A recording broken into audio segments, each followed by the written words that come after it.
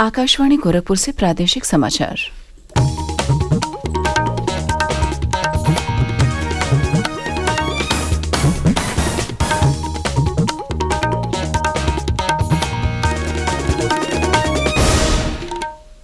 नमस्कार, समाचार बुलेटिन के साथ मैं शिवानी अरोरा। पहले मुख्य समाचार।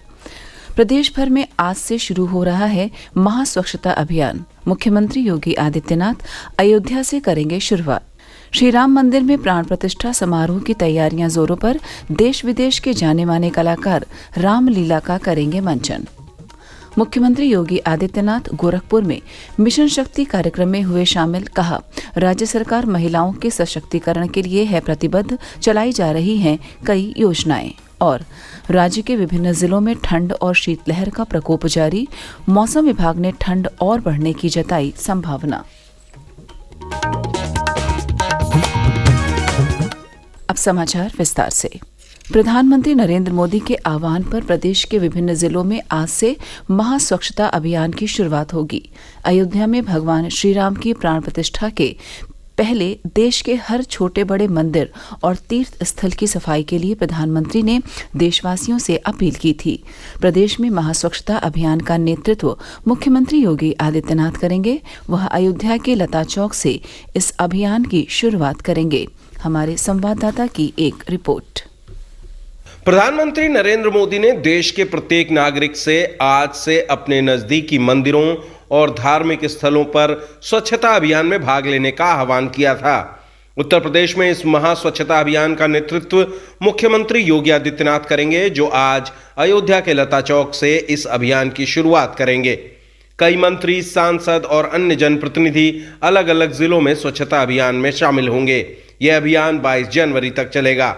स्वच्छ अयोध्या की दिशा में एक बड़ा कदम बढ़ाते हुए मुख्यमंत्री योगी आदित्यनाथ आज अयोध्या बस अड्डे से 50 ई बसों और 25 ग्रीन ऑटो का भी शुभारंभ करेंगे। अयोध्या में नवनिर्मित धर्मपथ और रामपथ पर इन ई बसों और ग्रीन ऑटो का संचालन शुरू किया जाएगा। ऐसी 100 और बसें 15 जनवरी से परिचालन शुरू करेंगी, जिनसे न केवल पर्यटकों और श्रद्धालुओं को सहूलियत होगी, बल्कि शहर में प्रदूषण भी कम होगा। सुशील चंद्र तिवारी, आकाशवाणी समाचार, अयोध्या। प्रदेश में विभिन्न जिलों में से कई मंत्री, सांसद और अन्य जनप्रतिनिधि स्वच्छता अभियान में हिस्सा लेंगे। यह अभियान 22 जनवरी तक चलेगा।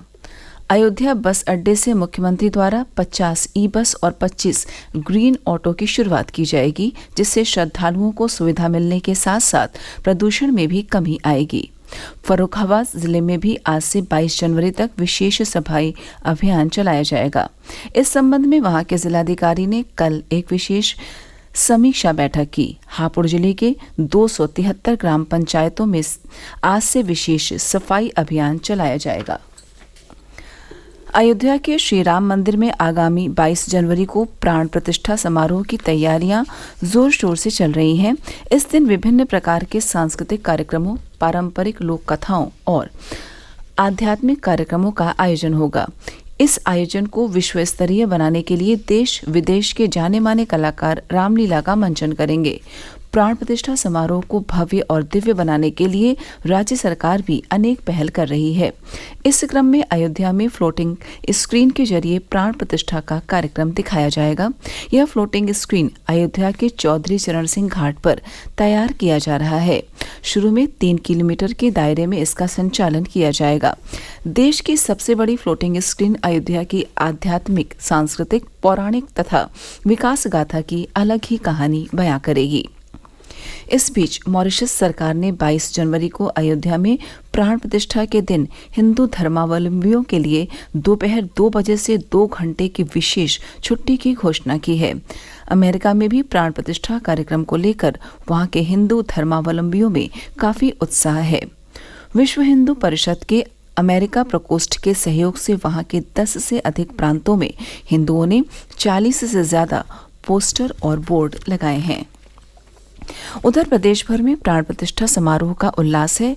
हर कोई अपने अपने तरीके से प्राण प्रतिष्ठा का उत्सव मनाने की तैयारी में लगा हुआ है।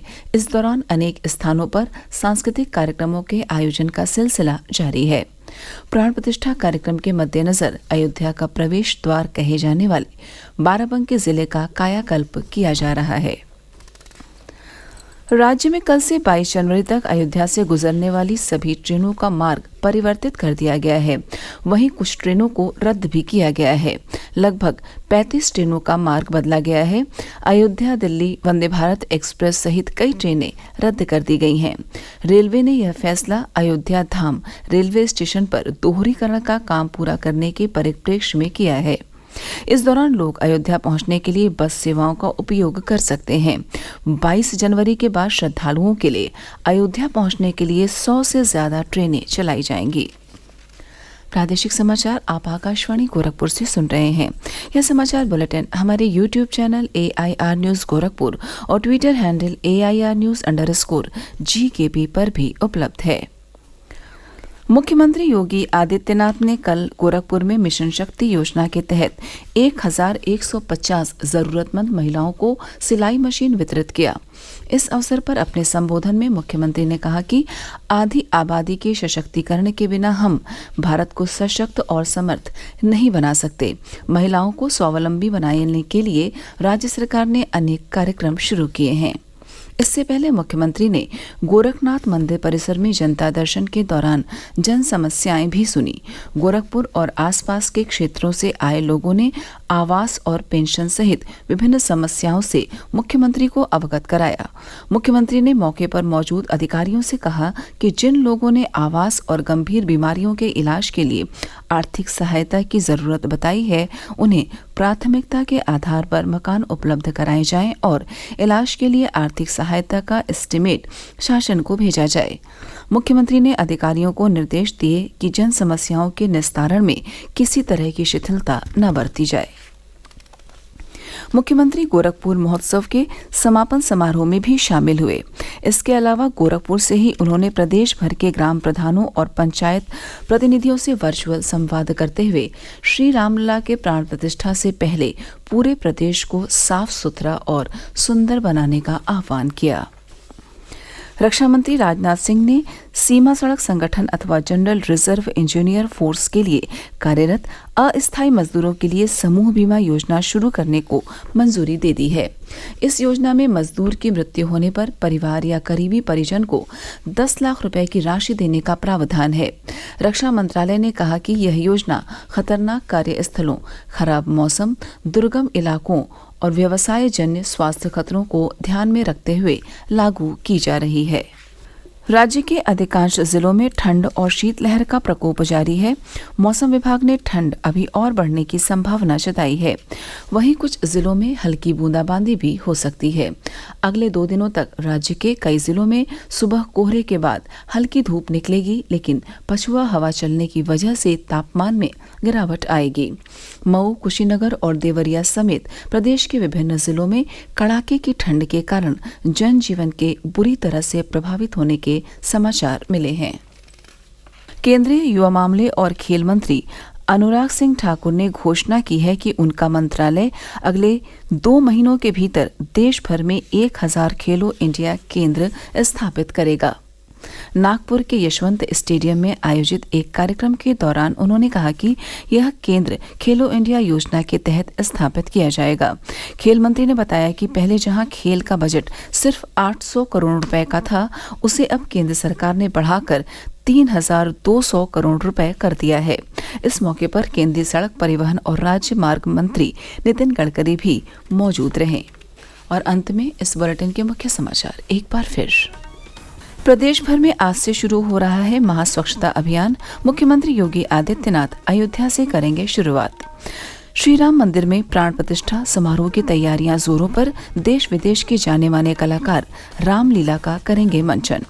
मुख्यमंत्री योगी आदित्यनाथ गोरखपुर में मिशन शक्ति कार्यक्रम में हुए शामिल। कहा, राज्य सरकार महिलाओं के सशक्तिकरण के लिए है प्रतिबद्ध। चलाई जा रही है कई योजनाएं। और राज्य के विभिन्न जिलों में ठंड और शीतलहर का प्रकोप जारी। मौसम विभाग ने ठंड और बढ़ने की जताई संभावना। इसी के साथ प्रादेशिक समाचार समाप्त हुए। नमस्कार।